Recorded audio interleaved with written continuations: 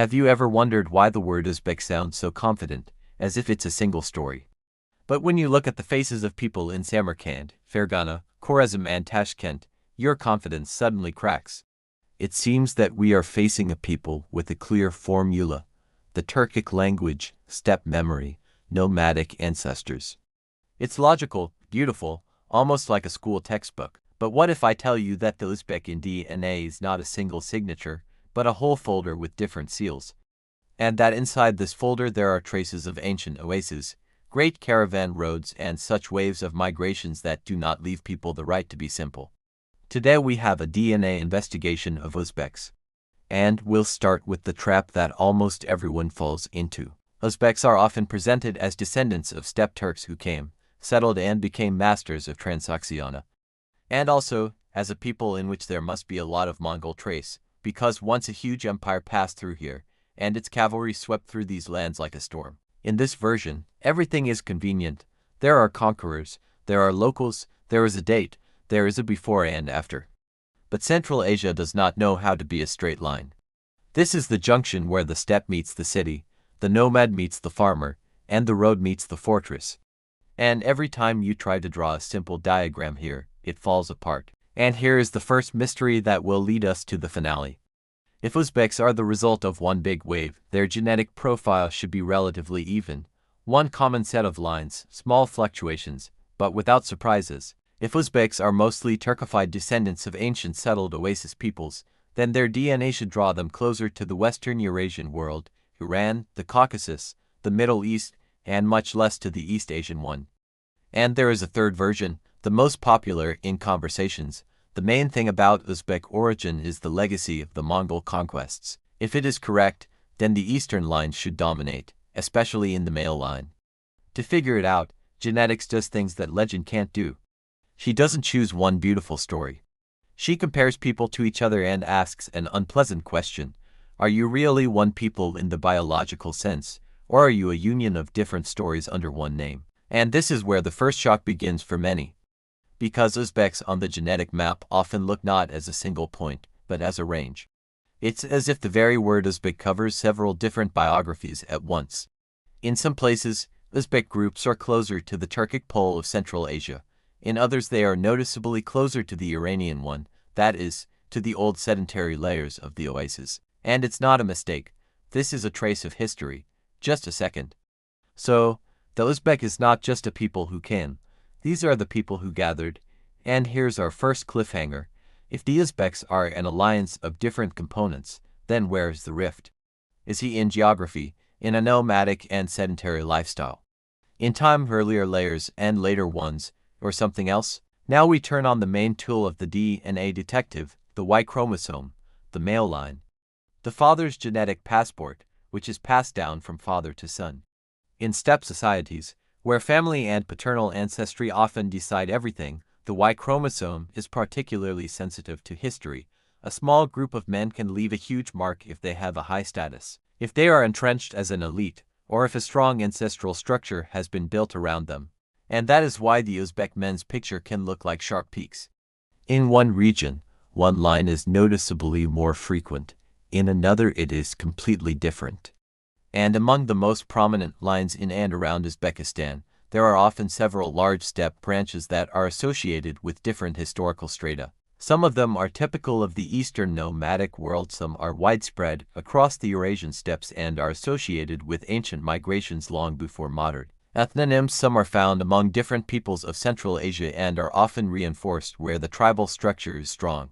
But here is what is important. Don't try to catch one main haplogroup and declare it Uzbek. It's like trying to name one street as an entire city. Uzbekistan is a territory where different types of societies have coexisted and mixed for centuries. And the male line often records not the whole people, but the history of the dominance of specific clans and unions in specific places. And here comes the second cliffhanger. Even if we see a strong contribution of steppe waves along male lines, does this mean that migrations were massive, in families, with women?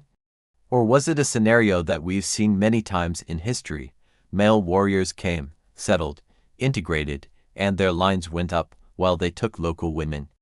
To answer this, we turn to mtDNA, the mitochondrial DNA, the female line, that we receive from our mothers. And here the Uzbeks turn into the living geography of Eurasia. Because they often have a mix of Western Eurasian and Eastern Eurasian branches along their female lines, and the balance can vary from region to region, it doesn't feel like one brief episode. It looks like a long history of contacts, where women were part of the settled world, the world of migration, and the world of interregional marriages. And that's what it changes. If we were talking about a pure arrival of male conquerors, we would expect a much more local female picture and a much more alien male one. If there were one large family migration, we would expect a more coordinated movement along both male and female lines. And when we see the steady presence of both Western and Eastern maternal lines, it often indicates a mixture that went in waves and layers, rather than a single scene. Does this mean that Uzbeks are half like that, half like that? That's trap number 2. Central Asia does not live by arithmetic, she lives in layers. Because in one city, the sedentary component may be stronger, in another, the steppe component. In one valley, the union of clans with certain male lines could be consolidated, in another, a completely different one. And that's how the very range is born, which confuses people who are used to simple formulas. Now let's put the story together as if we were reconstructing the chronicle from the evidence. Imagine the ancient oases of Transoxiana, places where water and agriculture create civilization. Nearby, the steppe and foothills are places where movement creates civilization. In this system there are ancient settled communities that have lived here for centuries, and then Turkic unions come, some of which settle and dissolve, some continue to live in a nomadic way, and gradually the Turkic language expands its influence. Then comes a huge political storm, the imperial eras, which change elites and alliances, but do not destroy life in the oasis. And then new associations arise, which begin to be called Uzbeks, and different groups gather in this name, which before that could live under other names, in other unions, and even speak different languages. And here's the key: language is not always equal to origin.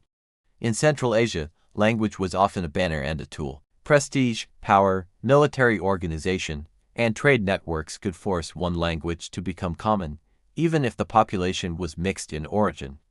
Therefore, the Turkic language of the Uzbeks may be the result of both migration and Turkification, that is, the cultural transition of local settled groups to the language that has become dominant. And it is here that what seems to be a paradox becomes clearer: why traces of sedentary culture, cities, crafts, agriculture, poetry and science are so noticeable in the Uzbek world, and at the same time, the steppe memory of the clan, honor, union, and ancestral lineage is so strong. Because these are not two separate stories. This is one alloy that has been formed for centuries. Now back to our question, which we promised to close. So who are the Uzbeks? Monolith or federation? Did the people come or did the people gather? The answer of the DNA investigation is as follows: Uzbeks are a federation. It is an alliance in which at least two big worlds have come together: the world of ancient settled oases with their Western Eurasian heritage, and the world of steppe Turkic and Eastern nomadic waves that brought new male lines, new alliances, sometimes new elites, and a new language. In some regions, one layer is stronger, in others, the other. In some places, Uzbek history is more urban, in others it is more steppe. And this is not a mistake or a discrepancy. This is the normal price of living at the crossroads of the world.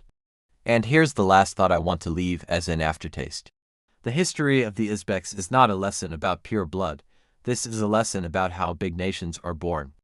Not in isolation, but in motion. Not in sterility, but in synthesis.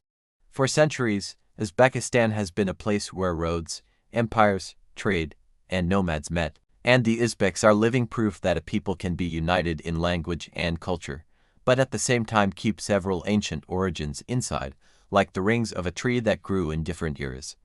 Write in the comments who should be sorted out next: Tajiks, Kazakhs, yours, or Turkmens.